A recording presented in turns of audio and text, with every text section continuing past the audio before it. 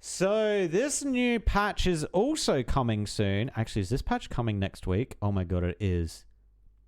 All right, so not this weekend, but next weekend we might be doing the Honkai patch. Yeah, it lines up best for that weekend. Holy shit.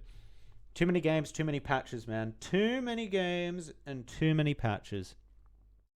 Why is this like... Oh, there we go. It's fixed. It's fixed. All right, let me move myself into a better position because I think the camera here will block subtitles. So let me move up. Perfect. All right, so this is the Honkai trailer for the upcoming patch. This patch, I think, is going to be the end for all of the 3.0 arc, I think.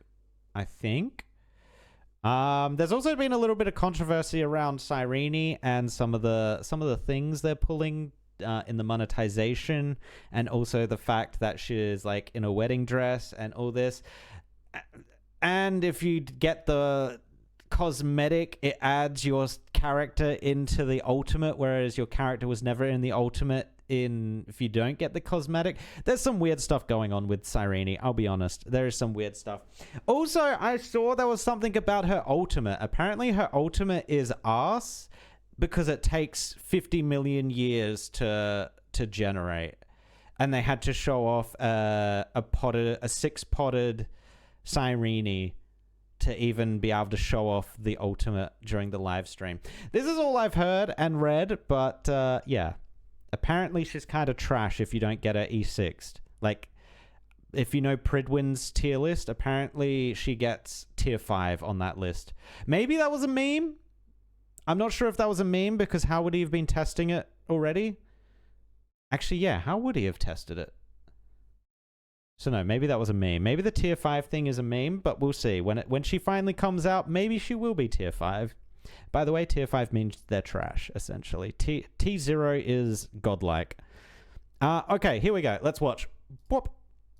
Volume up. Firefly! The rest is up to her now. Do I need to lend a hand with Amphorius? No need. We're just the audience for this act.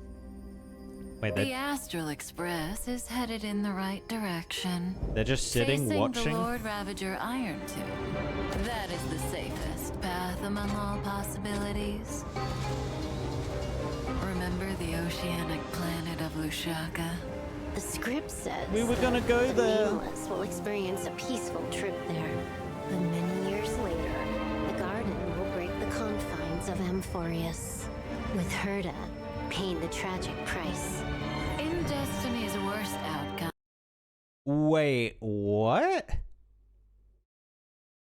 Herta's gonna pay the most tragic, or the most... Is Herta gonna die?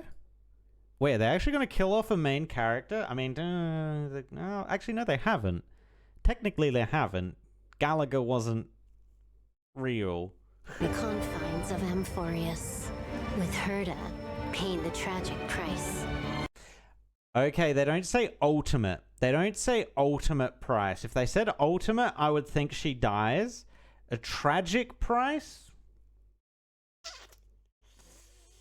might not mean she dies. In Destiny's worst outcome, a genius will meet a premature fall and embark on a blood-soaked campaign in the name of the Third Emperor.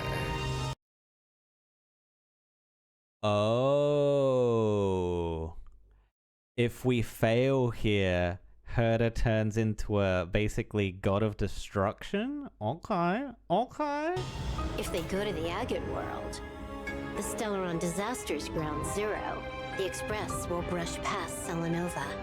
But on the other side of the cosmos, a Cienjo alliance will stray from the Trailblaze and return to its original end.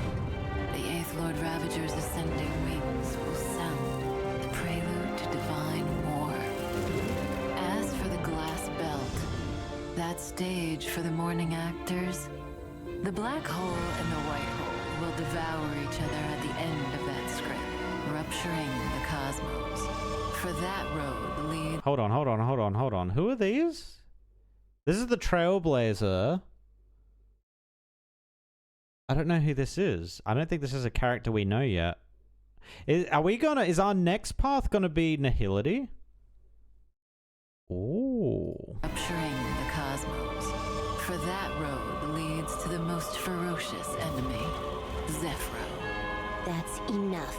Just thinking about it is scary. There'll be nothing we can do if it really ends that way. Fortunately, Destiny is still on the right track. Only 2 possibilities remain. So the chances are 50-50. In possibility A, the remembrance of Amphorius will still head towards destruction. See you tomorrow, little Gray. Thank you for fulfilling my wish. Stand with me and become heroes! We will definitely write an ending like none that has come before. Farewells are unavoidable for the Trailblaze. On the road to defy the destruction, we must become used to loss in order to continue onward. All the people we met along the way, they're all just code, man. There's possibility B. Something more tempting, but also more terrible. In the name of love, she will treasure all that has faded. Till the end of time, when the remembrance becomes the 4th kind of finality. Well, at least that ending will be gentle enough. Oh, come on. Please make sure it doesn't happen. The gazes of the eons will soon all fall upon Amphorius. Why don't we meet them at the next stop after Penaclony wraps up? There better still be a next stop. Don't worry. The views of the road ahead are already reflected in those eyes. A tomorrow where the stars shine. Oh, there's more, there's more. And Amphorius's life. People meet each other from breaking apart and face farewells by embracing.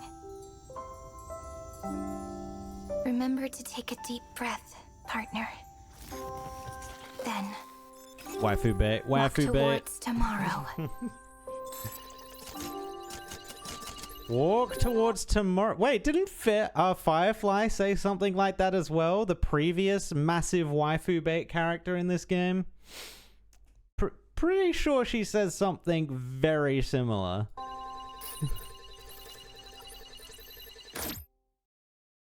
Okay. Wait. Did that? Hello, welcome. No, stop. Okay. Why this is a city skyline video is because I've gotten into, like, when in my free time, just calmly playing this game. It's very relaxing. But going back to this, did this say anything?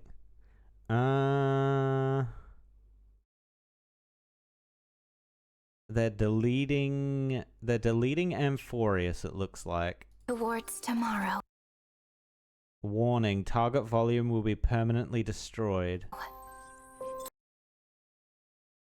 Kernel space instability detected. Allocating resources to sustain. Amphorius data crisis errors. Something. Oh, it's deleting everything? It's deleting all the crisis errors, I think. Farewell, Amphorius. Oh. So you know what? I thought they were going to play this super safe. I thought they were going to play this super safe and they were going to have all the characters somehow in Amphorius being able to come out into the real world. I don't think they're going to do that. I think from viewing this, I think they're going to go down the path that we have to delete them in order to destroy Iron Tomb. And I don't think they can come back. Okay, the only way I can think of them coming back is through remembrance, maybe. Oh, they could still play it safe, actually. No, there is still a possibility they can play this safe. I think it would be brutal if they just said, yeah, no, you deleted all those Amphorius characters to save the galaxy. You had to do it. But we'll see. We'll see. Not this weekend, but next weekend, we will see where the story is going to take us. So all this stuff at the start, like Herta paying the ultimate price and everything. So this was just an alternate history, right? This was a option, but we've gone past the point where that's an option anymore, right? I think that's how they were describing it. So now there's only 2 options available to us. I could see them maybe... Actually, no, I don't see them doing that. I don't see them making like an alternate universe kind of timeline-y thing. If they do that, it gets a little bit messy. Okay. Because we haven't gone to an agate world either. So I think this was all about if we had gone to the water world, which they showed here. Yeah, they were saying they could have had a calm, relaxing time at the water world. But if we had done that, if we had gone there, Herta would have fallen. I think that's what they're saying. And then the next possibility was if we went to this agate world, we would have met this character. Rush past Selenova. But on the other side of the cosmos, a Cienjo alliance will stray from the Trailblaze and return to its original end. I'm not sure if this is alternate timeline, like ultimate script, or whether this is actually going to happen. The 8th Lord Ravager's ascending wings will sound the prelude to divine war. As for the glass belt, that stage for the morning actors, the black hole and the white hole will devour each other at the end of that script, rupturing the cosmos. At the end of that script, no, I think this is an alternate history.